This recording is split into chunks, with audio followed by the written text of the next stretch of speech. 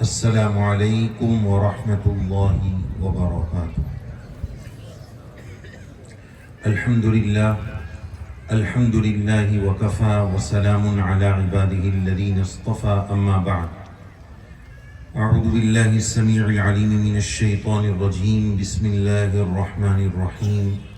لقد كان لكم في رسول الله أسوة حسنة، وقال الله تبارك وتعالى: یا ایہا الذین آمنوا قوا انفسکم واہلیکم نارا۔ صدق اللہ العظیم۔ ہر ابتدا سے پہلے ہر انتہا کے بعد، ہر ابتدا سے پہلے ہر انتہا کے بعد، ذات نبی بلند ہے ذات خدا کے بعد۔ دنیا میں جس قدر احترام کے قابل ہے لوگ، میں سب کو مانتا ہوں مگر مصطفیٰ کے بعد، صلی اللہ علیہ وسلم۔ واجب الاحترام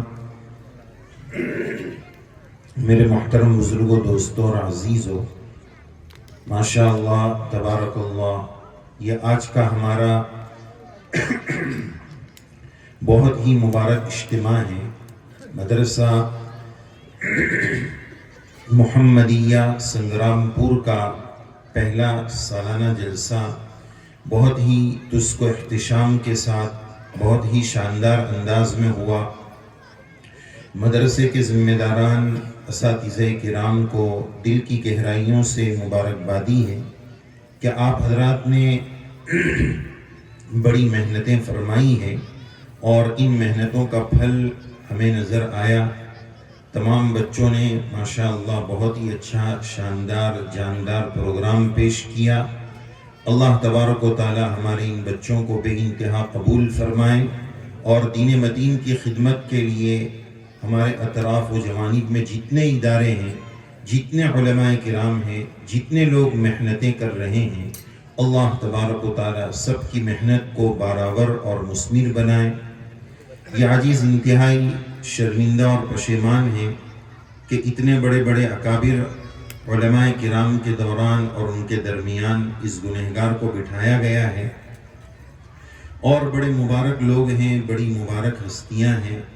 رب کریم سے دعا فرما دیجئے اللہ تعالیٰ اس عاجز کو اخلاص کے ساتھ صحیح اور حق بات جو اپنے لیے ہم سب کے لیے مشعل راہ بنے اور عمل کے میدان میں آگے بڑھنے کا جذبہ فراہم کریں، ایسی بات رب کریم کہلوا دے۔ آپ تمام حضرات دعا فرما دیجئے۔ یہ جو دینی مجلسیں ہوتی ہے، چاہے جلسے ہو، چاہے جمعہ کا بیان ہو، چاہے دعوت و تبلیغ کی مبارک محنت کے پلیٹ فارم سے دینی بیانات ہو، یہ جتنی محنتوں میں ہم لوگ جڑتے ہیں، یہ سب کے سب در حقیقت ہمارے ایمان کی چارجنگ ہے۔ حضرت مولانا الیاس صاحب رحمۃ اللہ علیہ نے دعوت و تبلیغ کی ماں و بہنوں کی خدمت میں درخواست ہے کہ یہ جو شور ہو رہا ہے اس پر آپ تھوڑا سا تعاون کریں، مدد کریں اس شور کو روکنے میں، جس کی وجہ سے بولنے میں تھوڑی راحت ہو جائے گی۔ تو بات یہ عرض کی جا رہی ہے کہ یہ سب ہمارے ایمان کی چارجنگ ہے۔ حضرت مولانا الیاس صاحب رحمۃ اللہ علیہ نے جب یہ دعوت کی مبارک محنت شروع فرمائی تو آج تو ہم اس محنت کو دعوت و تبلیغ کے نام سے جانتے ہیں۔ حضرت نے اس محنت کا نام تحریک ایمانی رکھا تھا کہ اس سے ایمان میں جلا اور حرکت، اور آج کی لینگویج میں ایمان کی چارجنگ ہوتی ہے۔ اب چونکہ موبائل کا دور ہے تو موبائل کے دور میں، سیل فون کے دور میں، ہر چیز کو سیل فون اور موبائل کی مثال سے سمجھنا آسان ہوتا ہے۔ میں سب سے پہلے دینی مجلس کا ایک ادب آپ کی خدمت میں پیش کرنا چاہتا ہوں موبائل کی مثال سے، کہ اگر اب تو ہر ایک موبائل رکھتا ہے، کیا امیر کیا غریب، بلکہ غریب کے پاس بھی، مانگنے والے کے پاس بھی لوگ ایپل دیکھتے ہیں اور اس کا بھی ویڈیو بنا رہے ہیں۔ بہرحال تو ایک چیز ہم لوگ اکثر موبائل میں بار بار چیک کرتے ہیں کہ بیٹری کتنے پرسنٹ بچی ہے، بار بار دیکھتے ہیں، ارے یار 50 سے بھی نیچے آ گیا، لگاؤ چارجنگ۔ ذرا 50% سے 50% سے چارجنگ نیچے اترتی ہے تو ہارٹ بیٹ تیز ہو جاتی ہے کہ جلدی لگاؤ، کبھی لائٹ چلی گئی تو کبھی ایسا ہو گیا تو ویسا ہو گیا، تو کیسے ہم اس کی چارجنگ کی فکر کرتے ہیں۔ میرے ایمان کی چارجنگ بہت زیادہ نیچے اتری، کیا ہم کبھی اس کی فکر کر رہے ہیں کہ اب اس کو بھی چارج پر لگا دیا جائے؟ موبائل کی فکر ہے، موبائل کی فکر میں ہم اس کی چارجنگ کی کتنی فکر کر رہے ہیں، کیا ایمان کی چارجنگ کی اس قدر ہم نے فکر کی؟ یہ تمام دینی سرگرمیاں اور دینی محنتیں در حقیقت وہ ایمان کی چارجنگ ہے۔ میں عرض شروع میں یہ کرنا چاہ رہا ہوں، دینی مجلس کا ادب کس طرح سننا چاہیے، اور اگلی بات میں قرآن مجید کی ایک آیت کی روشنی میں آپ کی خدمت میں پیش کرنا چاہتا ہوں مثال کے ساتھ۔ وہ قرآن مجید کی آیت 26ویں پارے میں سورہ قاف میں رب کریم ارشاد فرماتے ہیں، ان فی ذالک لذکری لمن کان لہ قلب او القی السمع وہو شہید۔ اس آیت میں اللہ تعالیٰ نے ہمیں یہ بات سمجھائی ہے کہ ہم میں سے اگر کسی کو کوئی پوچھے کہ آپ مدرسہ محمدیہ سنگرام پور کے اینول فنکشن میں سالانہ جلسے میں گئے تھے کہ نہیں گئے تھے، آپ نے دینی بات اور دینی مجلس سنی تھی کہ نہیں، وہ شہید، آپ اس مجلس کے گواہ ہیں کہ نہیں، اگر کوئی ہمیں پوچھے تو اگر ہمیں یس اور ہاں میں جواب دینا ہے تو ہم وہ صحیح جواب اور وہ ہمارا یس کا جواب سچا کب ہوگا؟ اللہ تعالیٰ نے اس کو اس آیت میں سمجھایا ہے کہ یا تو پہلا آپشن یہ ہے کہ لمن کان لہو قلب، کہ وہ دینی مجلس کو دل کے کان سے سنیں، وہ دین کی بات کو دل کے کانوں سے سنیں، او القی السمع، اور آخری درجہ یہ ہے کہ ان سگے کانوں سے، ان ظاہری کانوں سے سنیں۔ یہ دو میں سے اگر ایک بات ہے یا دونوں ہیں نور علی نور، تو وہ بول سکتا ہے کہ ہاں میں نے مدرسہ محمدیہ کے جلسے میں دین کی بات سنی ہے، وہ شہید، وہ حاضر ہے۔ تو اسی جذبے کے ساتھ ہمیں اس دینی مجلس کو سننا ہے۔ سب سے پہلے ہم مبارکبادی پیش کرتے ہیں مدرسے کے ذمہ داران کو، مدرسے کے اساتذہ کرام کو، کہ آپ حضرات نے بہت اچھا پروگرام پیش کیا، اللہ تعالیٰ اس پروگرام کو بے انتہا قبول فرمائے۔ اس وقت ہمارے سامنے جو مجمع ہے، علماء کرام بھی تشریف رکھتے ہیں اور بچوں کے پیرنٹس اور والدین اور والی حضرات بھی تشریف رکھتے ہیں اور طلباء اور بچے بھی تشریف رکھتے ہیں۔ تو سب کی خدمت میں کچھ گزارشات پیش کرنی ہے۔ سب سے پہلے ہم اپنی ایمانی حرارت کو تیز کرنے کے لیے تھوڑا سا جناب محمد رسول اللہ صلی اللہ علیہ وسلم کا ذکر خیر کرنا چاہتے ہیں، اس پیغام کے ساتھ کہ ہم اپنے چہروں کو جناب محمد رسول اللہ صلی اللہ علیہ وسلم کی سنت سے سجا لیں۔ ہمیں سنگرام پور کے سفر کے دوران اور یہاں آنے کے بعد بھی بار بار یہ بات بتائی گئی کہ الحمدللہ یہاں ایمان والوں کی بہار ہے، ایمان والے اور مسلمان ہی مسلمان نظر آتے ہیں۔ مسلمان نظر تو آ رہے ہیں کہ مسلمان ہیں، نام میں ہم زید و عمر و بکر ہیں، لیکن یہ جو ہمارا شعار ہے، یہ جو ہمارا یونیفارم ہے، یہ اللہ کے نبی علیہ السلام کی سنت ہے۔ آج کی اس مبارک مجلس میں مرد حضرات یہ پیغام ضرور لے جائیں کہ ہم اپنے چہروں کو اس مبارک سنت سے سجائیں گے۔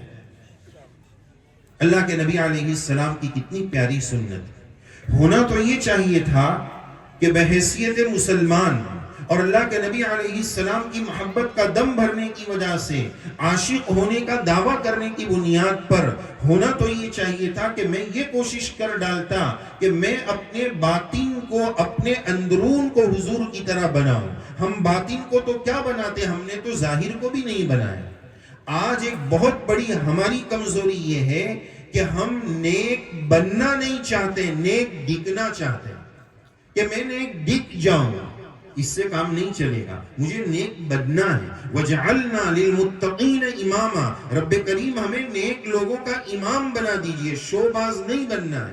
ہم اس امامے سے، اس جبے قبے سے مخلوق کو دھوکہ دے سکتے ہیں، مخلوق مصافحہ کرنے کے لیے لائن لگا سکتی ہے، پھول نچھاور کر سکتی ہے. ہم اس ظاہری وضاقتہ سے مخلوق کو دھوکہ دے سکتے ہیں لیکن رب کریم کو کوئی دھوکہ نہیں دے سکتا ہے. انہ علیم بذات الصدور، وہ تو سینوں کے بھید کو جاننے والا ہے. کوشش کرو، ارادہ کرو کہ مجھے نیک دکھنا نہیں ہے، شوباز نہیں بننا ہے، مجھے اللہ حقیقی نیک بنا دے.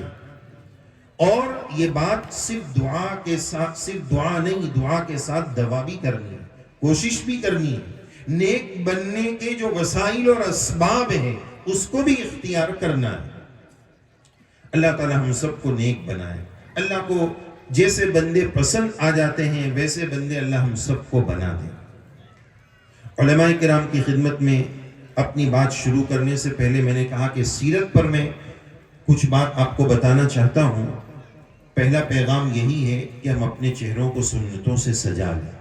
کیا بات ہے کہ آج کا میرا نوجوان یہ سمجھتا ہے کہ اس سنت کو میں ختم کر دوں گا تو میں ہینڈسم لگوں گا، خوبصورت لگوں گا. یاد رکھیے جناب محمد الرسول اللہ صلی اللہ علیہ وسلم کی ذات اقدس سے زیادہ اس دنیا میں نہ کوئی حسین آیا ہے نہ قیامت کی صبح تک آ سکتا ہے. رخ مصطفیٰ ہے وہ آئینہ، رخ مصطفیٰ ہے وہ آئینہ کہ اب ایسا دوسرا آئینہ نہ ہماری بزم خیال میں نہ دکان آئینہ ساز میں.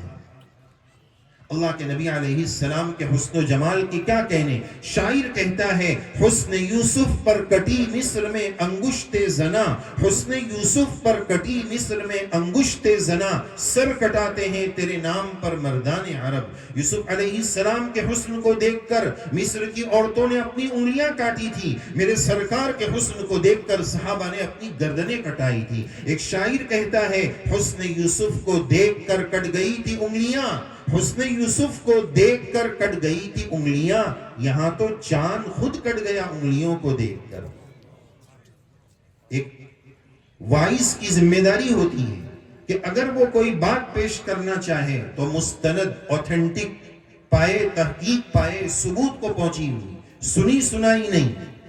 یہ بات میں یہاں اس لیے عرض کر رہا ہوں کہ اس شعر میں شاعر نے انگلی کے اشارے کی بات کہی ہے. اللہ کے نبی علیہ السلام کے شق القمر کا معجزہ، چاند کے ٹکڑے کرنے کا معجزہ قرآن و سنت سے بالکل ثابت ہے. اس معجزے پر ہمارا ایمان ہے، لیکن یہ ٹکڑے انگلی کے اشارے سے ہوئے تھے، اس کا ثبوت کسی قرآن و سنت کی آیت یا حدیث سے نہیں ہے. اس لیے اس کی وضاحت بھی ضروری ہے. شاعر نے اگرچہ کہا ہے. بہرحال بات یہ چل رہی ہے کہ یہ اللہ کے نبی علیہ السلام کا چاند کے 2 ٹکڑے کرنے کا معجزہ. میرے سرکار کی شان دیکھیے کہ ہم یہ سمجھتے ہیں کہ بس یہ ایک معجزہ ہے. آئیے میں آپ کو بتاؤں اس معجزے میں کتنے معجزے چھپے ہوئے ہیں. کہ آپ علیہ السلام نے چاند کے 2 ٹکڑے فرما دیے، یہ ایک معجزہ. جب کوئی چیز 2 ٹکڑے ہو جاتی ہے وہ زمین پر گر جاتی ہے، وہ دونوں ٹکڑے زمین پر نہیں گرے. دوسرا معجزہ، وہ دونوں ٹکڑے آسمان سے اتنا نیچے آ گئے کہ اس وقت کے انسانوں نے اپنی سگی آنکھوں سے دونوں ٹکڑوں کو الگ الگ دیکھا. یہ تیسرا معجزہ. دونوں ٹکڑے واپس اوپر چلے گئے، یہ چوتھا معجزہ. اور جا کر واپس مل گئے، یہ 5واں معجزہ. اللہ کے نبی علیہ السلام کی شان تو دیکھیے. مسلمان یہ کیسے تصور کر سکتا ہے کہ اللہ کے نبی علیہ السلام کی اس سنت میں خوبصورتی نہیں ہے؟ یہ تو تمام نبیوں کی سنت ہے. اربع من سنن المرسلین، حدیث پاک میں اللہ کے نبی علیہ السلام نے 4 چیزیں جو تمام نبیوں کی سنت ہے، اس میں داڑھی کا بھی تذکرہ ملتا ہے. اللہ کے نبی علیہ السلام سے زیادہ کوئی حسین ہو نہیں سکتا ہے. پھر کیا بات ہے کہ آج مسلمان عشق و محبت کے دعوے کرتا ہے اور اپنے چہرے پر اللہ کے نبی علیہ السلام کی سنت کو نہیں سجاتا ہے. ہمارا دعوی عشق صرف لائٹنگ تک نہ ہو، لڈو پیڑے کھانے تک نہ ہو.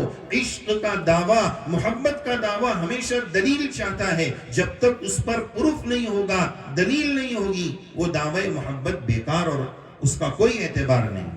اللہ کے نبی علیہ السلام کی اس سنت کو اپنے چہروں سے سجائے. آج دنیا بھر میں کسی ملک میں اللہ کے نبی علیہ السلام کی شان اقدس میں گستاخی ہوتی ہے، بحیثیت مسلمان ہمیں تکلیف ہوتی ہے اور ہونی چاہیے. لیکن میں پوچھنا چاہتا ہوں کہ اگر مسلمان خود سنتوں کے جنازے نکال کر اللہ کے نبی علیہ السلام کی گستاخی کر رہا ہے، سرکار کو روزے میں تکلیف پہنچا رہا ہے، یہ تو سب سے بڑا گستاخ ہے. تم تو غیروں کی بات کرتے ہو، تم تو غیروں کی بات کرتے ہو، ہم نے اپنے بھی آزمائے ہیں. تم تو غیروں کی بات کرتے ہو، ہم نے اپنے بھی آزمائے ہیں۔ لوگ کانٹوں سے بچ نکلتے ہیں، ہم نے پھولوں سے زخم کھائے ہیں۔ یاد رکھیے، جب اپنا اپنوں کو تکلیف پہنچاتا ہے، جب عقارب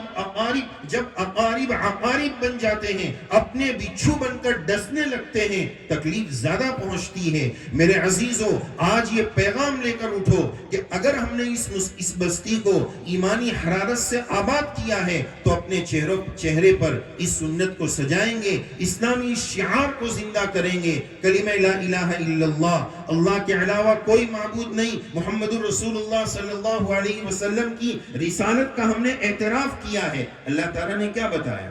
آج آپ راستے سے گزریے، ایک نوجوان کو آپ دیکھیے بائک کے پاس کھڑا ہوا ہے، بائک کے میرر کے پاس، اور اپنے بال ادھر سے یوں کر رہا ہے، ادھر سے یوں کر رہا ہے۔ اور نوجوانوں کے بال دیکھیے، ہمارے استاد فرماتے تھے سیلون کی دکان والے کو ایک بال کٹنگ کا نام لکھ کر لگانا چاہیے، کتا چاٹ کٹنگ۔ ادھر دونوں طرف سے بال آؤٹ ہے اور بیچ میں پہاڑ بنا ہوا ہے، الگ الگ طریقے کے بال۔ اب اس نوجوان سے پوچھے بیٹا ایسا کیوں کر رہا ہے؟ تو کہے گا کہ وہ ایک خان صاحب ہے، وہ ہیرو یہ کرتا ہے، وہ زیرو یہ کرتا ہے، وہ کرکٹر یہ کرتا ہے۔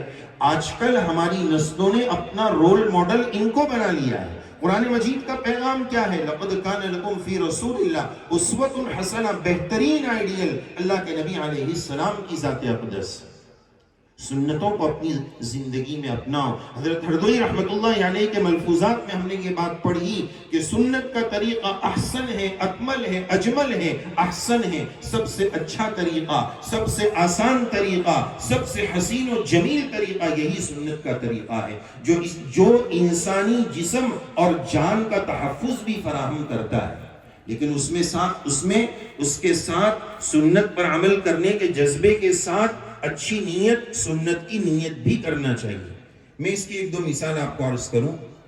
مثلا کھانے سے پہلے ہم لوگ ہاتھ دھوتے ہیں، کھانے کے پہلے کھانے کے بعد، دونوں چیزیں سنت ہیں، لیکن یہ ریئلائز نہیں ہوتا ہے کہ میں سنت کی نیت سے یہ عمل کر رہا ہوں۔ بھائی وہ تو دھونا ہی، ہم نے ایک روٹین بنا لیا، لیکن روٹین کو سنت بنانا ہے، وہ نیت سے بنے گی۔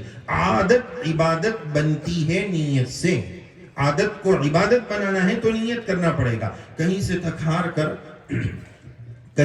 ہار کر آپ آتے ہیں اور بہت تھکے ہوئے، فریش ہونے کے لیے شاور لے رہے ہیں، منہ ہاتھ دھو رہے ہیں، فریش ہو جائیں گے، لیکن اگر اسی وقت آپ نے یہ نیت کر لی کہ چلو وضو کر لیتا ہوں، تو وضو کا ثواب بھی مل جائے گا، وہ فریش بھی ہو جائیں گے۔ اچھی نیت سے یہ فائدہ ہوتا ہے۔ ہمارے حضرت جی پیر ذوالفقار صاحب نقشبندی دامت برکاتہم نے، حضرت نے ایک مرتبہ ہمیں اس تعلق سے ایک واقعہ بتایا تھا کہ ایک ٹرک ڈرائیور صاحب تھے، تو وہ ڈھابے پر کھانے کے لیے اترتے ہیں، تو وہ کھانے کے لیے اترے اور کھانا کھانے کے بعد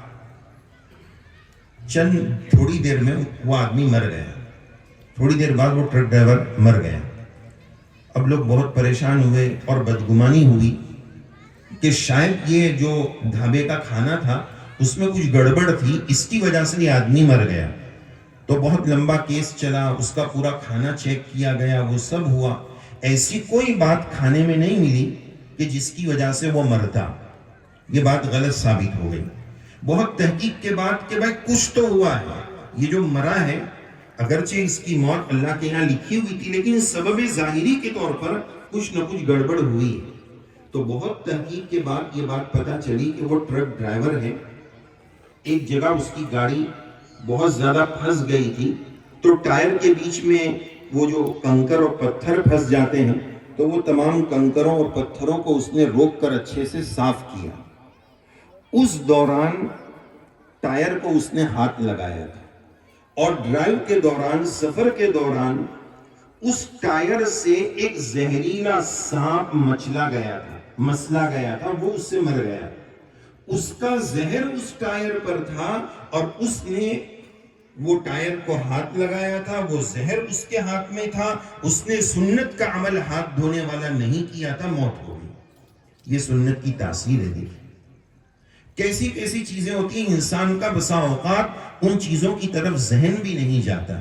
تو آج کی اس مبارک مجلس کا ایک اجنبی مسافر اس بستی کے مسلمانوں کو یہ پیغام دینا چاہتا ہے کہ کہ اپنے چہروں کو سنتوں سے سجا لیجیے.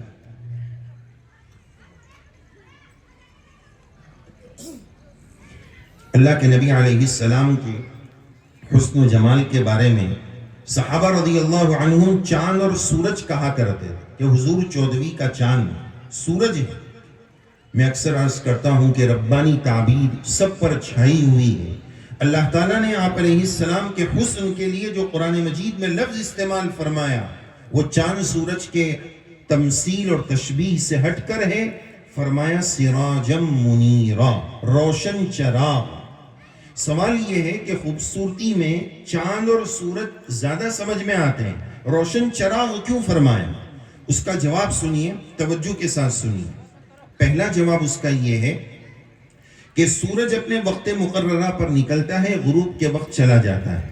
چاند اپنے وقت پر نمودار ہوتا ہے، اپنے وقت پر وہ چلا جاتا ہے.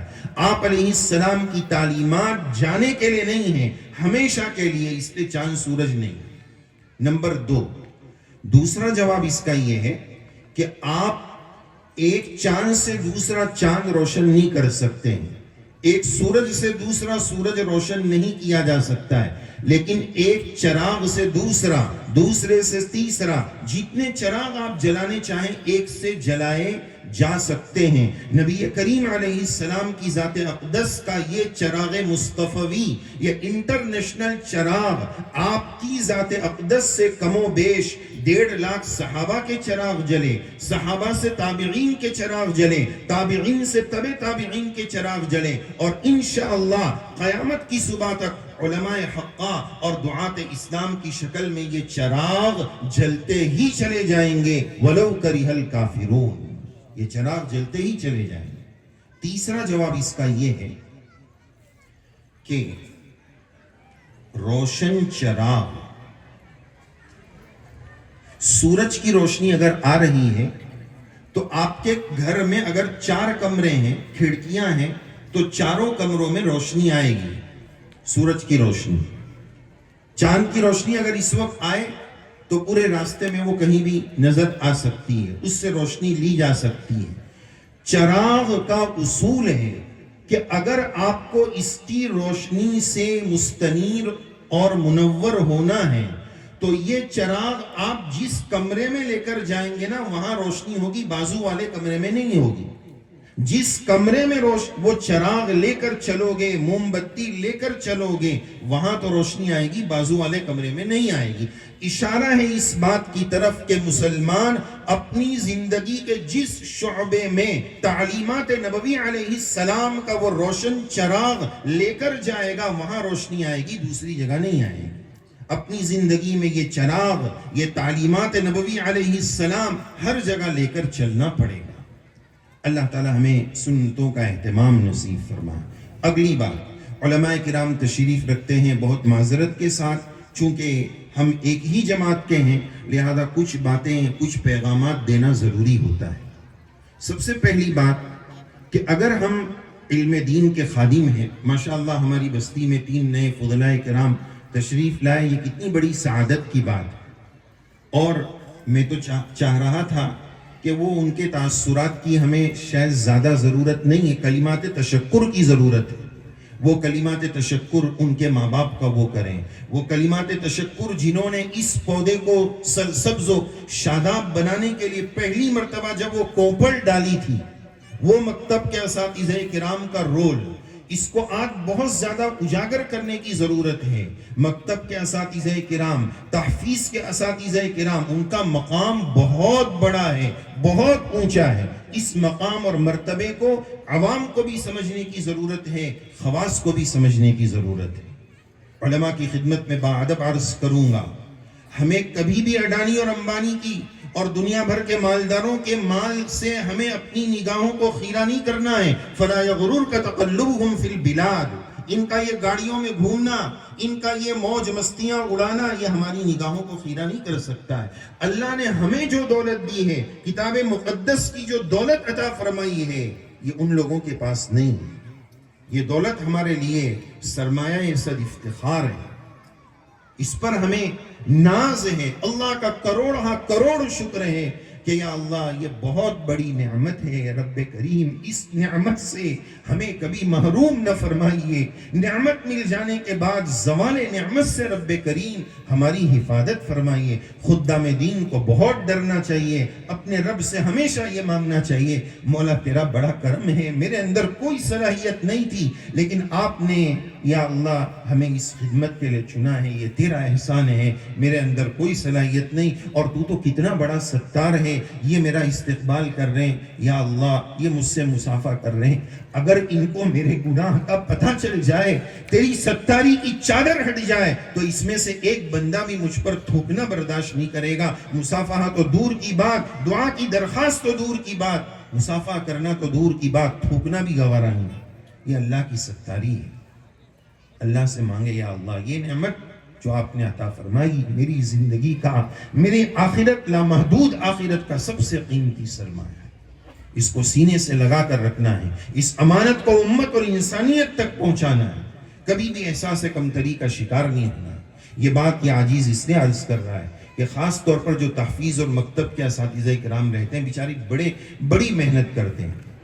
حفظ کے استاد دارالعلوم وغیرہ میں پڑھاتے ہیں، فجر سے پہلے ایک گھنٹہ پہلے آ کر درس سن رہے ہیں، بچوں کا سن رہے ہیں، کتنی محنت کر رہے ہیں۔ کیا ان کے گھر میں بچے نہیں ہیں؟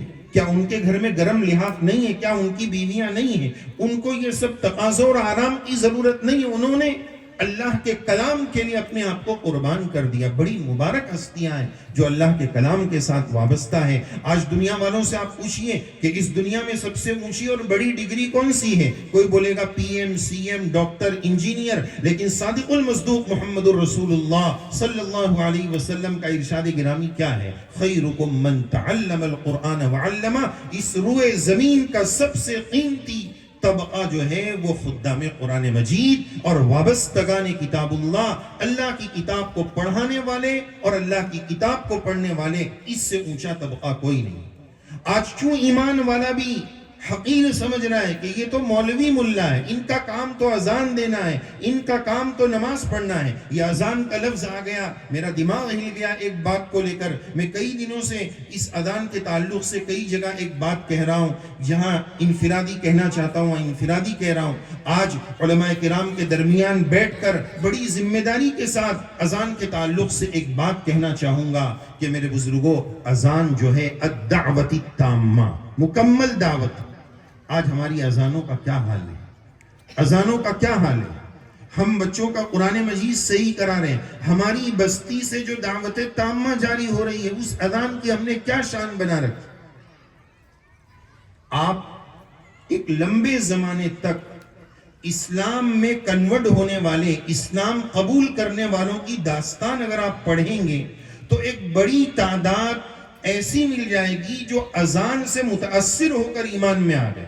یعنی غیر کو بھی وہ اذان اچھی لگتی ہے کہ یہ کیا کلمات ہیں، اس میں کیا تاثیر ہے، اللہ اکبر، اللہ کی کبریائی سے دل پھٹ جاتے تھے۔ لیکن آج اذان دیکھ لیجیے، اللہ کے الف کو اتنا کھینچ رہے ہیں کہ استفہام ہو گیا، استفہام ہو گیا، استفہام ہو جائے گا تو شرک ہو جائے گا۔ کون اس کی فکر کرے گا؟ الحمدللہ مجھے پتا چلا کہ مہاراشٹر کی سطح پر بہت ساری جگہ پر اذان کے مسابقات ہو رہے ہیں، بڑے مبارک وہ لوگ ہیں جو اس بات پر محنت کر رہے ہیں۔ یہ دعوت تامہ ہے، اس کی فکر کی جائے، مدارس میں، مکاتب میں باضابطہ اس کی محنت کی جائے۔ بلکہ مجھے ایک اور بات یاد آ گئی کہ یہ جو مکاتب کے جلسے ہیں، معذرت کے ساتھ ہو سکتا ہے میں غلط بھی ہوں، معذرت کے ساتھ، کہ جو بچے اسٹیج پر آ کر پرفارم کرتے ہیں، جو محاضرہ جو بھی پروگرام پیش کرتے ہیں، یہ پروگرام ہم کیا بتانا چاہ رہے ہیں؟ ہم بتانا یہ چاہ رہے ہیں کہ ہم مدرسے میں یہ پڑھاتے ہیں، ہے نا، اپنی محنت دکھانا چاہتے ہیں تاکہ حوصلہ ملے۔ تو کیا ہم روزانہ جب مکتب میں بچے آتے ہیں تو روزانہ نعت نظم ہوتی ہے، تقریر ہوتی ہے؟ تو یہ تو ایسا ہو گیا کہ آپ نے ڈسپلے پر ایپل رکھا ہے اور کسٹمر کو سیمسنگ دے رہے ہے نا۔ تو ضرورت ہے اس بات کی کہ اچھی بات ہے کچھ نعت نظم بھی ہو جائے، کچھ تنوع ہو جائے، لیکن بیسک جو جلسوں میں دکھانے کی چیز ہونی چاہیے وہ ہونی چاہیے جو سال بھر ہم نے ان کو پڑھایا ہے۔ یہ میرا مشورہ ہے۔ اس کے ساتھ ساتھ تھوڑی بہت نعت نظم، لیکن آج کل جلسوں میں صرف یہی ہوتا ہے، ہم نے پورے سال نعت نظم تھوڑی پڑھائی ہے، وہ بہت مبارک چیز ہے، اس کی عظمت کا انکار اللہ تعالی ہم سب کی حفاظت فرمائے، کوئی انکار نہیں، تقریر کی اہمیت کا کوئی انکار نہیں، لیکن جو بیسک چیز بچوں کو سکھائی جا رہی ہے، مثلا اذان سکھانے کی ضرورت ہے، اچھی اذان مکتب ہی میں سکھا دی جائے، اس کے لیے کوئی دارالعلوم کا انتظار کرنے کی تھوڑی ضرورت ہے کہ پھر یہ 3 لوگ آئیں گے پھر آ کے اذان سیکھیں گے یا ڈابیل سے اذان سیکھ کر آئیں گے، یہ محنت مکتب میں ہو جانی چاہیے۔ یہ رونا تو اب ہمارے گجرات میں بھی ہے، اور مہاراشٹر کے علاقوں میں کسی نے مجھے بتایا کہ فلاں علاقے میں تو ایسا ہوتا ہے کہ باضابطہ کوئی مؤذن ہی نہیں ہے، جو پہلے مسجد میں آ گیا وہی اذان پڑھ دے گا۔ کتنی غلط بات ہے، اذان کو ہم نے اتنا حقیر کر دیا۔ اطول الناس عناقا یوم القیامہ المؤذنون، سب سے لمبی گردنیں قیامت میں مؤذنین کی ہوگی۔ آج مؤذن کا تصور عوام میں کیا بن گیا؟ کچھ ہمارا بھی رول ہے، کچھ تمہارا بھی رول ہے۔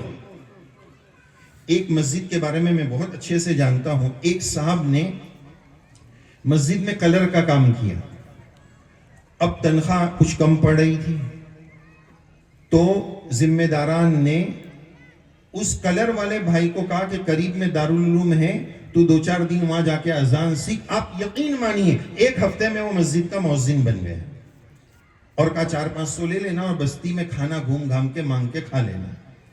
اگر ہم دین کے ساتھ ایسا سوتیلا سلوک کریں گے تو لوگوں اور امت مسلمہ سے ہم پیغام دینا چاہیں گے کہ ہم دین کی حقارت امت مسلمہ کے سامنے پیش کر رہے ہیں۔ آپ بڑے مبارک ہے کہ آج آپ نے انعام دیا، یہ اکرام کیا، لیکن یہ اکرام صرف جلسے کے دن نہیں، زندگی بھر ان کا اکرام لازم ہے۔ بہرحال اذان کے تعلق سے بیداری مہم چلانے کی ضرورت ہے۔ ہماری اذانیں اچھی سے اچھی ہونی چاہیے۔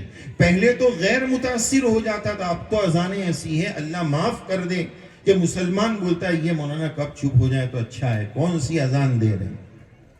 میں ہمارے ان طلباء کو جو ہمارے پاس ابھی یہاں آئے ہوئے بھی ہیں، میں اکثر مثال نہیں بلکہ حقیقت عرض کرتا ہوں۔ ایک مسجد کو میں جانتا ہوں، وہاں کے 30 سال سے امام صاحب ہیں، ان کا اللہ اکبر کتنا سمپل ہے نا، اللہ اکبر کتنا آسان ہے۔ اللہ کا لفظ اس دنیا کا سب سے آسان کلمہ، تلفظ اور پروناؤنسیشن کے اعتبار سے اس دنیا کا سب سے آسان کلمہ، جس کا اچار کرنا سب سے زیادہ سہل ہے، وہ لفظ اللہ ہے۔ اس سے آسان کوئی اور کلمہ دنیا میں نہیں ہے، اور اللہ نے اپنے نام کو اسی لیے سب سے آسان بنایا کہ سب سے پہلے سب سے چھوٹے بچے کو سب سے پہلا جو بولنا سکھانا ہے، بلوانا ہے، وہ اللہ ہے۔ اگر وہ مشکل کلمہ ہوگا تو بچہ کیسے بول پائے گا؟ اس لیے لفظ اللہ سب سے آسان ہے۔ 30 سال سے امام صاحب ہیں، میں آپ کو ان کا مذاق نہیں کر رہا ہوں، ہنسیے گا نہیں، میں آپ کو ان کا اللہ اکبر بول کے بتاتا ہوں۔ اللہ اکبر، یہ ان کا اللہ اکبر، اللہ اکبر، کتنا آسان۔ وہ یا تو لہجہ بنانے میں یا شہنائی بجانے میں ہم اپنی نمازوں کو خراب کر دیتے۔ نمازیں اچھی کرو اور اذانیں اچھی کرو، مکتب کی سطح پر اس محنت کی مہم کا آغاز شروع کرو۔ اور میں اصل بات تو یہ عرض کر رہا تھا کہ احساس کمتری کا ہمیں شکار ہونے کی ضرورت نہیں ہے۔ میں اس کو اکثر جلسوں میں اس طرح عرض کرتا ہوں کہ ایک مولوی صاحب تحفیظ پڑھاتے ہیں، نورانی پڑھاتے ہیں، ان سے کوئی شیخ الحدیث صاحب پوچھتے ہیں محترم آپ کیا خدمت کر رہے ہیں، آپ کیا پڑھا رہے ہیں؟ اب پوچھنے والے شیخ الحدیث صاحب ہیں تو کیسے بولے کہ نورانی پڑھاتا ہوں؟ تو علماء سمجھیں گے، وہ جواب یہ دیتے ہیں کہ حضرت بندہ جلالین شریف کا متن پڑھاتا ہے۔ بھائی کیوں شرما رہے ہو؟ ٹائٹل بڑا اچھا لگ رہا ہے کہ جلالین شریف کا متن پڑھا رہا ہوں، یاد رکھو یہ قرآن مجید کی توہین ہے، یہ اس کی انسلٹ ہے۔ شان سے بولو، شان سے، کہ بندہ خادم قرآن مجید ہے، یہ میرے لیے اعزاز کی بات ہے۔ اللہ ان کی خدمت کو قبول فرمائے، ان کی عمر میں عافیت کے ساتھ برکت نصیب فرمائے۔ جو سرزمین مہاراشٹر کی شان ہے، سرزمین گجرات کی شان ہے، حضرت مولانا غلام احمد وستانوی زید مجدہ، یہ غلام احمد وستانوی صاحب کسی ایک شخصیت کا نام نہیں ہے، یہ ایک مستقل تحریک کا نام ہے. یہ تحریک مہاراشٹر سے لے کر ہندوستان بھر میں پھیلی ہوئی ہے. تعلیمی بیداری مہم، کیا دینی تعلیم ہو، کیا عصری تعلیم ہو، کیا اسکول کی تعلیم ہو، کیا کالج کی تعلیم ہو، حضرت نے یہ ایک تحریک چلائی ہے. اس تحریک کا درد پیدا کرنے کی ضرورت ہے. میں حضرت کے بارے میں یہ بات کہنا چاہتا ہوں، بہت ساری حضرت کی خدمات ہیں. آج تو القاب کا زمانہ ہے نا، کتنے القاب لگے پیچھے، القاب کا زمانہ. باقاعدہ میرا یہ لقب لگانا. ایک مولانا کا واقعہ سناؤں، لطیفہ ہے، آپ تھوڑا محظوظ ہوں گے اور فریش بھی ہو جائیں گے. ایک مولانا صاحب جہاں بھی جاتے ہیں تو ان کی گھر والی بھی ساتھ میں جاتی ہے، تو وہ بھی عالمہ ہیں، ان کا بھی خطاب ہوتا ہے. تو وہ مولانا صاحب کو کسی نے پوچھا کہ حضرت مستورات کا ہمیں ٹائٹل بنانا ہے اور پرچہ بنانا ہے، تو اس میں کیا لکھیں؟ گھر والوں کا نام لکھیں، کسی اور کی بات کہہ رہا ہوں. تو کہا کہ نام تو نہیں لکھنا، بس زوجہ کر کے وہ جو مولانا ہے ان کا نام لکھ دیجئے، بس کافی ہے. بولے نہیں حضرت پھر وہ مزہ نہیں آئے گا، تھوڑا کچھ القاب تو بتائیے. مستورات کے کیا القاب بتائیں؟ اب مجھے بھی مستی سوئی. میں نے کہا کہ باجی زمان، آپائے قوم و ملت، شیخ الحدیثن. لوگ کرے بھائی حدیثن، حدیث کا مؤنث ہو گئے، شیخ الحدیثن. بولے نہیں حضرت کچھ القاب بتائیے. ارے کیا القاب؟ آپ نے دیکھا حضرت ابو بکر کے پیچھے 1.5 کلومیٹر القاب ہے، ادھر القاب ہے. نہیں، بس رضی اللہ عنہ. صحابی کتنا بڑا اعزاز. میں عرض یہ کرنا چاہ رہا تھا، حضرت مولانا وستانوی کیا نام ہے حضرت کا؟ حضرت کے ساتھ کیا لقب لگا ہے؟ خادم قرآن مجید. خادم قرآن مجید، خادم القرآن والمساجد والمسابقات بھی کہہ لو. تو یہ القاب کی بات ہے. آج تو بس میرا نام، یہ بھی دیکھا جا رہا، میرا نام نیچے آیا، اوپر کیوں نہیں آیا؟ اسٹیج پہ بلایا، نیچے رکھ دیا، اوپر نہیں بلایا. ارے بھائی کیا ہم نے کرسیوں کے پیچھے دین کو ہم نے اتنا کمزور کر دیا کہ بس ذرا سی بات پر اپنی انا کا مسئلہ بنا رہے کہ میں آیا، اتنا دور سے آیا، مجھے اوپر نہیں بلایا، میرا نام نیچے لکھ دیا، ان کا نام اوپر لکھ دیا. وہ تو خالی حافظ تھے، میں تو عالم تھا، میرا نیچے لکھ دیا. یہ سب ہم نے کیا مصیبت بنا رکھی؟ ٹانگ کھینچنا. ٹھیک ہے، بہت زیادہ مدارس، ہر گلی میں بھی مدارس کی ضرورت نہیں ہے. ہم تو دورے اور مشکات کے طلبہ کو پہلے ہی کہہ دیتے کالی بیگ ابھی سے تیار کر لو، جلدی سے. شان سے بولتے ہیں حضرت میں نے تو میرا اپنا مدرسہ کھول دیا، جسے اپنا گھر کھول دیا، اپنی دکان، اپنا نیا بزنس کھول دیا، اپنی زمین لے لیا اور اپنا مدرسہ. ارے بھائی کتنے مدرسے بنائیں گے؟ ضرورت ہے ضرور بنائیں گے. ہر گلی میں 2 مدرسہ، ہر گلی میں 3 مدرسہ. جو ہے اسی کو فعال کیجئے، اسی کو مضبوط کیجئے. اگر ایمان کا آج کیا مسئلہ ہو گیا ہے کہ دین کی محنت عام ہو جائے، یہ تو سب خادم چاہ رہے ہیں کہ دین عام ہو جائے، دین کی خدمت عام ہو جائے، یہ تو ہم سب چاہ رہے ہیں. لیکن مسئلہ یہ ہے کہ دین کا کام میرے پلیٹ فارم سے ہوگا تو وہ کام ہے، وہ کر رہا ہے تو وہ سمجھ میں نہیں آ رہا ہے وہ کیسے کر، اس کی ٹانگ کھینچ رہا ہے. یہ ایسا کر رہا ہے، وہ ویسا کر رہا ہے. دلوں کے حسد کو ختم کریں. اگر بندہ دین کے کام میں مخلص ہے، اللہ کے لیے کام کرتا ہے، تو دعوت کی محنت سے بھی وہ خوش ہوگا، خانقاہ کی محنت سے بھی خوش ہوگا. دین کے جس شکل کی، جس طرح کی محنت ہو رہی ہے، جو کر رہا ہے، ہر کسے باشد اس محنت سے خوشی ہوگی کہ میری جو چاہت ہے، میرا جو مشن ہے، میرے اندر کی جو تڑپ ہے، وہ بندہ کر رہا ہے، چاہے جس شکل میں کر رہا ہے، جس پلیٹ فارم سے کر رہا ہے. آج تو آیتیں بھی تقسیم ہو گئی ہیں. میں تو یہ عرض کرتا ہوں آیتیں بھی تقسیم ہو گئی ہیں. مدرسے والے نے آیت لے لی هل يستوي الذين يعلمون والذين لا يعلمون، اور ادھر آیت لے لی کنتم خیر امة اخرجت للناس، اور تیسری جگہ آیت لے لی، علماء سمجھ رہے ہیں یا ایھا الذین آمنوا اتقوا اللہ وکونوا مع الصادقین. آیتیں تقسیم ہو گئی ہیں، 3 ڈپارٹمنٹ ہیں. ارے بھائی پورا قرآن ہمارا ہے، تینوں آیتیں ہماری ہیں. وہ آیت لے کے جا رہا ہے، یہ آیت لے کے جا رہا ہے. اس حسد کے جذبے کو ختم کرنا. اللہ تعالی ہمارے سینوں کو کینوں سے پاک فرمانا. دیکھو پانی پیتے اور کوئی دعا کرتے تو مجمع سمجھتا ہے کہ نہیں ابھی بات ختم ہو رہی ہے، اچھا زور سے آمین بولتا ہے. زیادہ ختم کرانے کا جذبہ ہوتا ہے تو اتنی زور سے آمین بولا جاتا ہے. تو یہ پانی ختم کرانے کا نہیں ہے. اچھا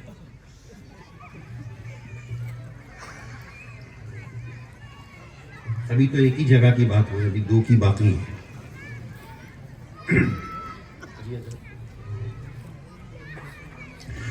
میں عرض یہ کر رہا تھا کہ ہم اپنے دلوں کو صاف کریں، قلب سلیم بنائیں، اللہ سے مانگیں یا اللہ ہمیں قلب سلیم عطا فرما دیجئے، قلب منیب عطا فرما دیجئے، قلب اواہ عطا فرما دیجئے، ہمارے سینوں کو کینوں سے پاک فرما دیجئے۔ تو میرا پیغام یہی تھا کہ ہم احساس کمتری کا شکار نہ۔ کیوں بول رہے ہیں کہ جلالین کا متن پڑھا رہا ہوں؟ شان سے بولیے، بندہ خادم قرآن مجید ہے، میرے لیے اعزاز کی بات۔ اور حسد کے جذبے کو ختم کیجئے، مل جل کر کام کیجئے۔ حضرت جی ہمارے پیر صاحب سے ایک مرتبہ کسی نے شکایت کیا کہ حضرت یہ میرا شاگرد ہے، میرے ہی مدرسے میں پڑھا ہے اور میرے مدرسے کے سامنے اس نے ایک مدرسی بنا لیا ہے، چھوٹا سا مدرسہ۔ بولے 8 بچے پڑھے ہو، ماشاءاللہ 8 پڑھے، اچھی بات۔ وہی 8 اگر بازو میں پڑھ لے ہوئے تو نہیں میرا اپنا مدرسہ، زمین لیا ہوں۔ بہرحال تو اس میں افراط و تفرید بھی نہ ہو، ضرورت ہے تو بنانا چاہیے، تعلیم کو عام کرو، اچھی بات ہے۔ تو حضرت کو انہوں نے شکایت کی کہ میرا شاگرد ہو کر بازو میں اس نے مدرسہ بنایا۔ تو حضرت نے ان کی فہمائش جس انداز میں فرمائی وہ میں بتانا چاہتا ہوں کہ اگر آپ کے اوپر 20 کلو کا بوجھ ہے، یہ آپ کا شاگرد ہے، اس نے بولا حضرت 8 کلو مجھے دے دیجئے، میں ذرا اٹھا لیتا ہوں، تو آپ خوش ہوں گے کہ بھائی میرا بوجھ اس نے ہلکا کر دیا، یا غم ہوگا؟ اچھا لگے گا کہ اس نے میرا تعاون کر دیا۔ تو دین کا کام کرنے والا دوسرے کام کرنے والے کو اپنا معاون کیوں نہیں سمجھ رہا ہے، رفیق کیوں نہیں سمجھ رہا ہے، رقیب کیوں سمجھ رہا ہے؟ اس کا مطلب یہ ہے کہ کام میں میرے اندر اخلاص کی کمی ہے۔ اللہ مجھے اخلاص نصیب فرمائے۔ ایک مرتبہ اخلاص کے تعلق سے اکثر واقعہ سناتے ہیں۔ حضرت مولانا الیاس صاحب رحمۃ اللہ علیہ اور حضرت مولانا حسین احمد مدنی رحمۃ اللہ علیہ ایک بستی میں جلسے کے لے گئے۔ قریب جلسہ تھا، لیکن پہلے سے دونوں کو پتہ نہیں تھا۔ حضرت مدنی رحمۃ اللہ علیہ نے جلسہ گاہ میں اعلان فرمایا کہ قریب میں حضرت مولانا الیاس صاحب تشریف لائے ہیں، میں بنفس نفیس خود اور یہ پورا مجمع وہاں چلے، حضرت مولانا الیاس صاحب کا بیان سنیں گے، آج یہاں بیان نہیں ہوگا، وآخر دعوانا، بات ختم ہوگی۔ ادھر مولانا الیاس صاحب رحمۃ اللہ علیہ نے اپنی مجلس میں اعلان کیا کہ قریب میں حضرت مدنی تشریف لائے ہیں اور میں خود وہاں چل رہا ہوں، یہ پورا مجمع بھی ادھر چلے، ہم سب ادھر جا کے بیان سنیں گے۔ ادھر کا مجمع ادھر جا رہا ہے، ادھر کا مجمع ادھر جا رہا ہے، بیچ میں دونوں راجدھانی ایکسپریس، ایک دلی جا رہی ہے ایک بمبئی جا رہی ہے، دونوں کی بیچ میں بھساول میں یا کوٹا میں کہیں ملاقات ہو گئی، تو دونوں مجمع کی بیچ میں ملاقات ہو گئی۔ تو پیغام اس سے یہ کہ دیکھو کوئی بیان نہیں ہوا، کوئی بیان نہیں ہوا کہ بھائی دین کا بڑا نقصان ہو گیا کہ دونوں جگہ بیان نہیں ہوا، لیکن محترم بزرگوں دوستو، اخلاص کی ایسی مثال قائم ہو گئی، اخلاص کی مثال قائم ہو گئی کہ لوگ کہہ سکتے ہیں کہ کتنے اللہ والے، کتنے دین کے کام میں مخلص تھے، بڑوں کا کتنا اکرام کرتے تھے۔ آج تو یہ ہو گیا کہ آج میرے جلسے کی تاریخ تھی، یہ پڑوس میں 2 کلومیٹر والے نے کیوں جلسہ رکھ دیا، مجمع بڑھ گیا، یہ ہو گیا وہ ہو گیا۔ میرے بزرگوں، ضرورت ہے ہم اخلاص پیدا کریں اور دل میں یہ جذبہ پیدا کریں کہ ہم دین کی خدمت کر رہے ہیں۔ دوسری بات، مدرسے میں تعلیم کے ساتھ تربیت کا انتظام اور اہتمام دونوں بہت ضروری ہے۔ تعلیم کے ساتھ تربیت کی ذمہ داری صرف مدرسے کے استاد کی نہیں۔ کتنی دیر میں ختم کرنا ہے؟ 10:15 تک۔ اچھا، دونوں کی ذمہ داری ہے۔ تربیت میں آج کل ہم لوگ بہت کمزور ہیں، خصوصاً مائیں توجہ فرمائیں، ہماری مائیں بہنیں تشریف رکھتی ہے، تربیت میں ہماری بڑی کمزوری ہے۔ تربیت کے لیے کیا کرنا ہے؟ تربیت کوئی جادوئی چھڑی کا نام نہیں ہے کہ یوں گھمائیں گے تو تربیت ہو گئی، کوئی باپو کا کام نہیں ہے کہ حضرت ذرا تعویذ دے دیجئے، تعویذ گھوم گیا اور تربیت ہو گئی۔ تربیت ایک 24 گھنٹے کے عمل کا نام ہے۔ اس تربیت میں 2 کام کیجئے۔ تربیت کے لیے 2 کام کرنے۔ پہلا کام، آج ماں باپ یہ چاہ رہے ہیں کہ میرا بچہ نمازی بن جائے، نیک بن جائے، اچھا بن جائے۔ کون سا ماں باپ ہے جو یہ نہیں چاہے گا؟ سب چاہ رہے ہیں کہ بچہ نیک بن جائے۔ لیکن اگر آپ اپنے بچے کو جنید بغدادی رحمہ اللہ، رابعہ بصریہ بنانا چاہتے ہیں، پہلے آپ کو خود نمازی بننا پڑے گا۔ ہم اپنے بچوں کو جو بنانا چاہتے ہیں اخلاقی اعتبار سے، عمل کے اعتبار سے، رول ماڈل پہلے ماں باپ کو بننا پڑے گا۔ ہم چاہیں ہم موبائل میں لگے رہیں، رات بھر اماں ادھر ٹک ٹاک چلا رہی ہے، ادھر اسکرول کر رہی ہے، ابا ادھر بیٹھ کر، اور بیچارہ بچہ دونوں کے ہونے کے باوجود یتیم بیٹھا ہو، اس کو وقت دیجئے، کوالٹی وقت دیجئے. آج کے ماں باپ اپنے بچوں کو ٹائم نہیں دے رہے، موبائل کو ٹائم دے رہے ہیں. اور میں نے لفظ استعمال کیا کوالٹی ٹائم دیجئے. کوالٹی ٹائم کا کیا مطلب؟ آپ اپنے بچے کو وقت دیتے ہیں، بولے ہاں مولانا دیتا ہوں. کتنا دیتے؟ تو آج کل وقت کیسے دیتے ہیں پتہ ہے؟ اے بیٹا ادھر آ، وہ تیرے کو کام بولا تھا دکان پہ جانے کا، جا کر آیا. اچھا تیرے کو میں نے بولا تھا وہ لائٹ بل بھرنے کا بھر دیا. اچھا وہ گیس بل کا کیا ہوا؟ چل اب تو میری نگاہ سے دفع ہو جا. یہ ٹائم دے رہے ہیں، یہ ٹائم دیا ہے. یہ تو تم نے اس کا ٹائم لیا ہے. دیا کہاں ہے؟ ٹائم دینا پڑے گا. بیٹا بتا اسکول میں تو نے کیا پڑھا. آج کے دور میں میری آج کی اس گفتگو کی سب سے اہم بات آپ کی خدمت میں عرض کرنے جا رہا ہوں. دل کے کانوں سے سنو. اساتذہ کرام ہیں یا دعوت کی محنت کے ذمہ دار ہیں، جو بھی ذمہ دار ہیں، جو بھی دین کے خادم ہیں، وہ اس پیغام کو لے کر جائیں اپنے ماتحتوں پر، اپنی نسلوں پر، اپنے بچوں پر. یہ محنت کیجئے. دو باتوں کی محنت کر لیجئے. نمبر ایک، ان کا ایمان اور عقیدہ مضبوط ہو جائے. ایمان اور عقیدہ مضبوط ہو جائے. نمبر دو، اللہ کی محبت اور اللہ کے نبی علیہ السلام کی محبت مضبوط ہو جائے. یہ دو چیزیں اپنے بچوں کو پلا دیجئے. مکتب کا کام اس دور میں، مکتب کے اساتذہ کا کام اس دور میں صرف قرآن مجید پڑھا دینا نہیں ہے، بلکہ اس کے ساتھ ساتھ سب سے بڑی ذمہ داری نسلوں کے ایمان کی فکر ہے. وہاں زہر دیا جا رہا ہے. ایجوکیشن کا ایسا بخار چڑھا دیا گیا کہ ایجوکیشن کے نام پر کفر و ارتداد کے جراثیم ڈالے جا رہے ہیں. اس جراثیم کا تریاق مدرسے میں ملے گا. وہ تریاق ہمیں دینا ہے. ایک عالم صاحب کہنے لگے عقیدے کی کون سی کتاب پڑھائیں. پڑھائی اچھی بات ہے، لیکن میں نے لفظ استعمال کیا پڑھانا نہیں ہے، پلا دینا ہے. پلانے سے کیا ہوتا ہے؟ نکالے کوئی نکال نہیں سکتا ہے. اللہ کے نبی علیہ السلام کی ایک دعا ہے، اللہم انی اسألوک ایمانا یباشر قلبی. ایسا ایمان دے دیجئے جو اندر اتر جائے، جو نکالے نہ نکل سکے. ایک عالم صاحب نے ایک جماعتی بھائی کو جو کسان تھے ان کو پوچھا، اللہ حق ہے، اللہ معبود برحق ہے، اسلام حق درم ہے، اس کی آپ کے پاس کیا دلیل ہے؟ تو دیہاتی صاحب کہنے لگے، کسان صاحب بڑے میاں دعوت میں اچھا وقت لگائے تھے.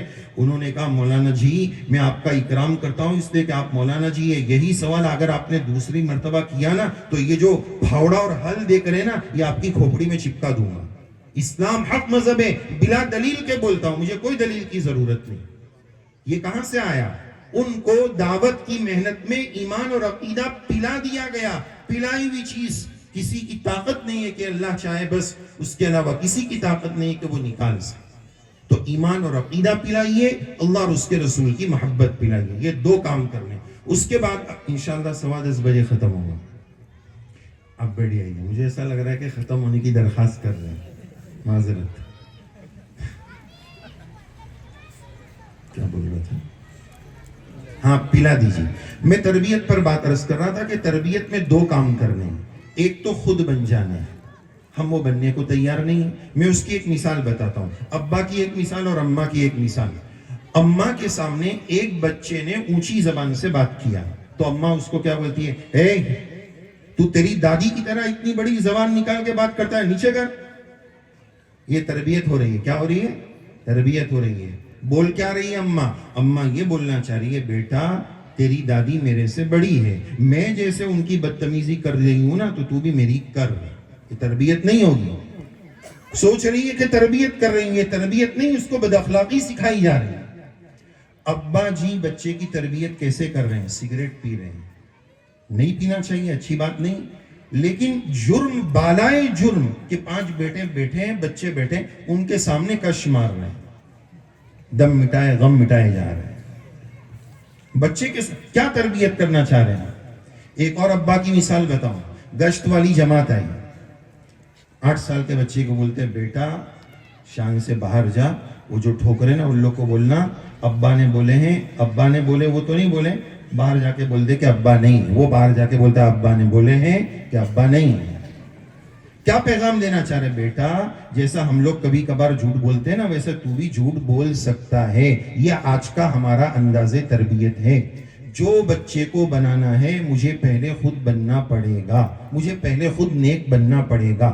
دوسری بات، تربیت کا ایک دوسرا بنیادی اصول لیما.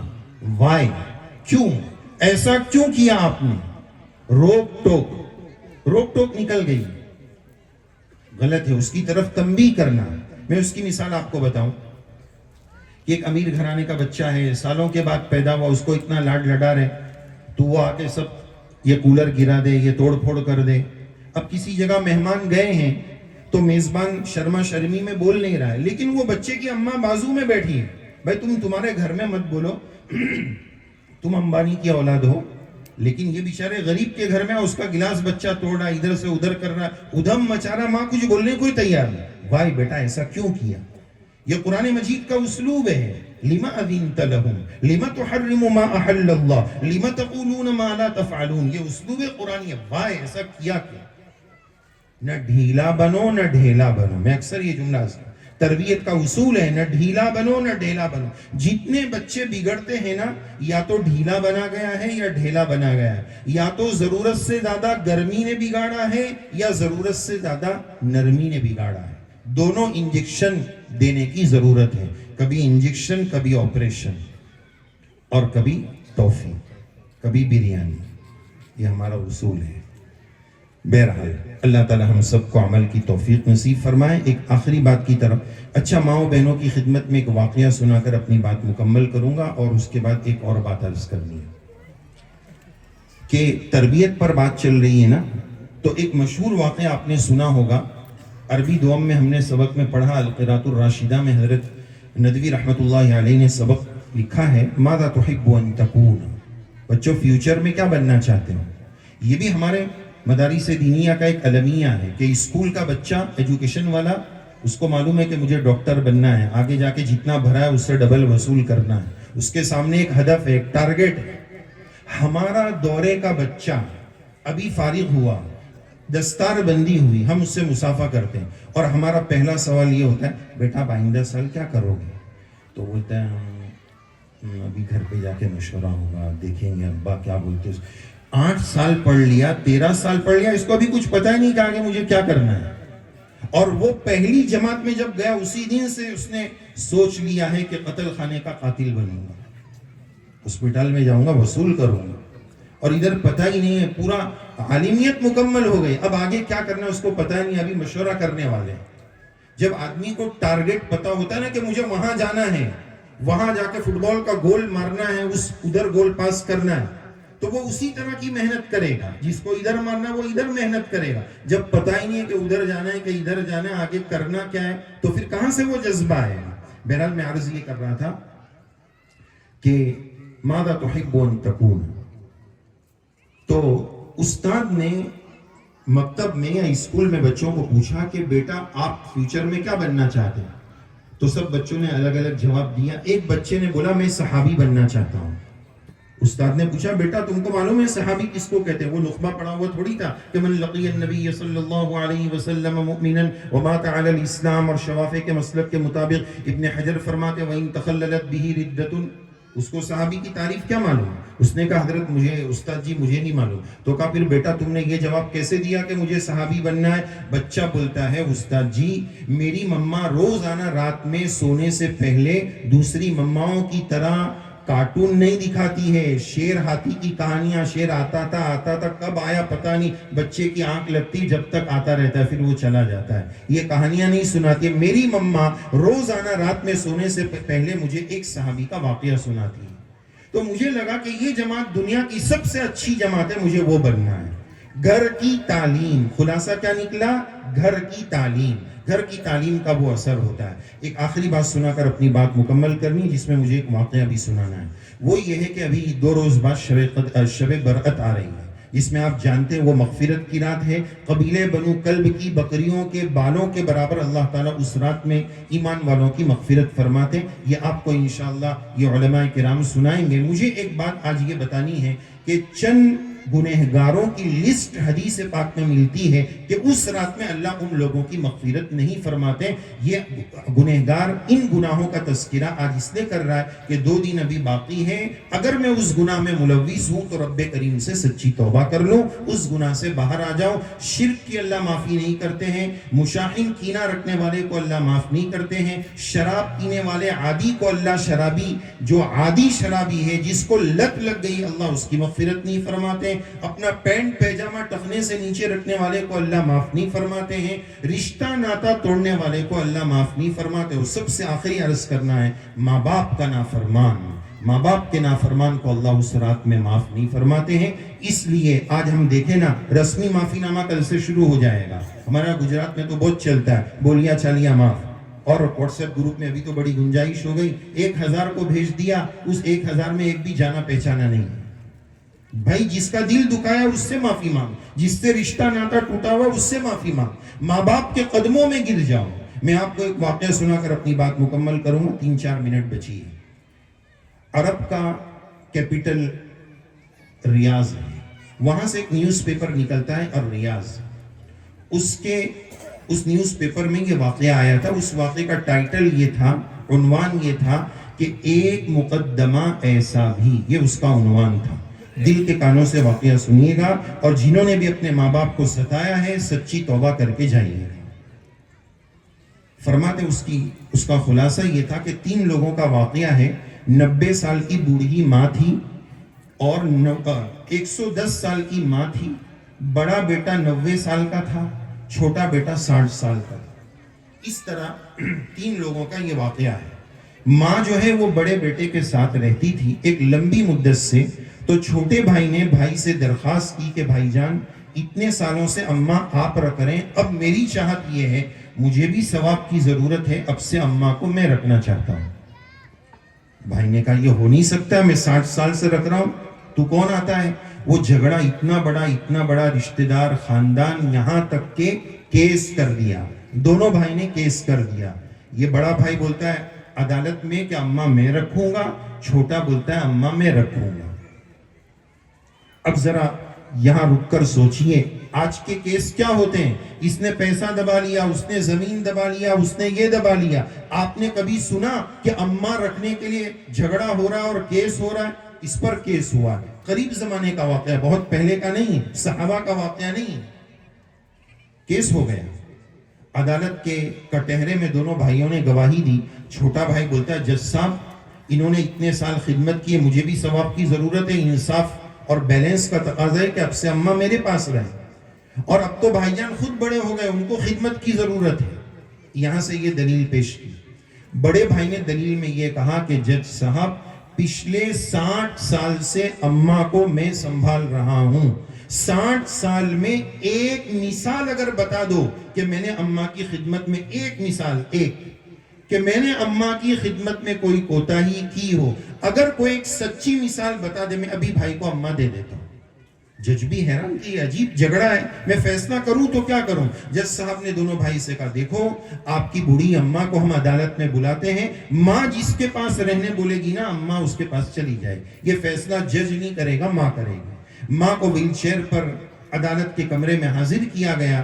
بوڑھی ماں عدالت کے کمرے میں آئی، جج نے سوال کیا، بوڑھی ماں کپ کپاتی آواز کے ساتھ، آنسوؤں کے سمندر کے ساتھ وہ ماں بولتی ہے جج صاحب یہ والا بیٹا میری یہ والی آنکھ ہے، اور یہ والا بیٹا میری یہ والی آنکھ ہے، مجھے اپنی دونوں آنکھوں کی ضرورت ہے، مجھے معذور رکھیے، میں فیصلہ نہیں کر سکتی کہ مجھے دونوں میں سے کس کے ساتھ رہنا ہے، آپ فیصلہ کر دیجئے۔ جج نے کافی غور و خوض کے بعد، ہماری طرح تو نہیں تھا کہ 23 سال کے بعد فیصلہ آئے گا، جب ماں بھی مر جائیں گی اور دونوں بھائی بھی مر جائیں گے تب فیصلہ آئے گا۔ جج نے فوراً فیصلہ دیا کہ آج سے اماں چھوٹے بھائی کے ساتھ رہے گی، انصاف کا تقاضا ہے، ثواب کی اس کو بھی ضرورت ہے۔ اس کی دلیل کی مضبوطی اور انصاف کے تقاضے کے پیش نظر ماں چھوٹے بھائی کو دے دی گئی۔ اس نیوز پیپر میں لکھا تھا بڑا بھائی عدالت کے کمرے میں اتنا دہاڑے مار کر رویا کہ آج میرے بھائی نے اور آج میرے بڑھاپے نے میری ماں مجھ سے چھین لی ہے، اور اسی کمرے میں وہ بے ہوش ہو کر گر گیا تھا۔ یہ ہوتی ہے ماں۔ اور آج کا دور کیا ہے؟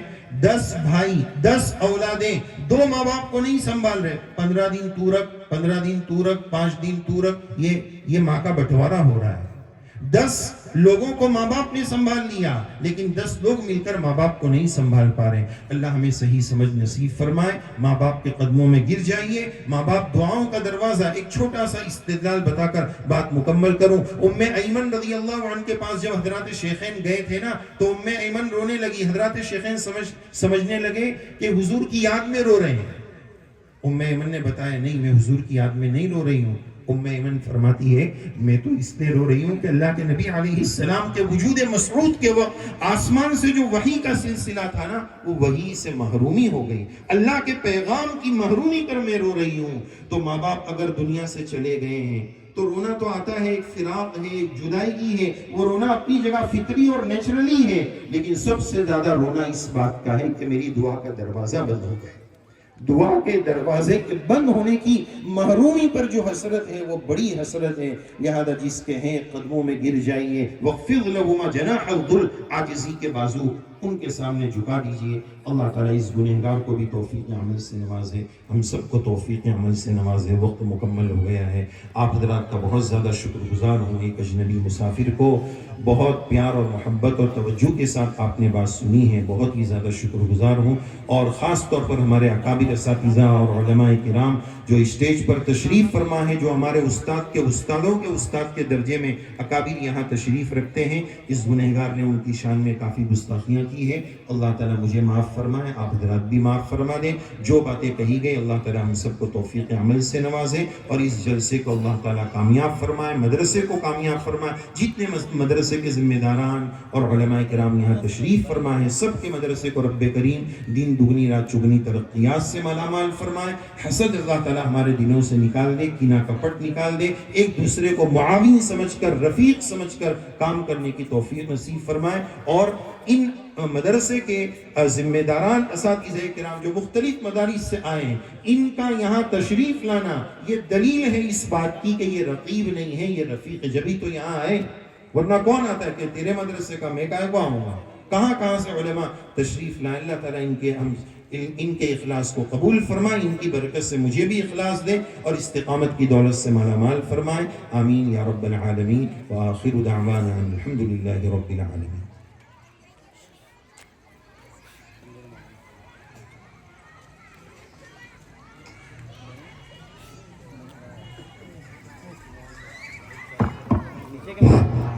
ماشاءاللہ۔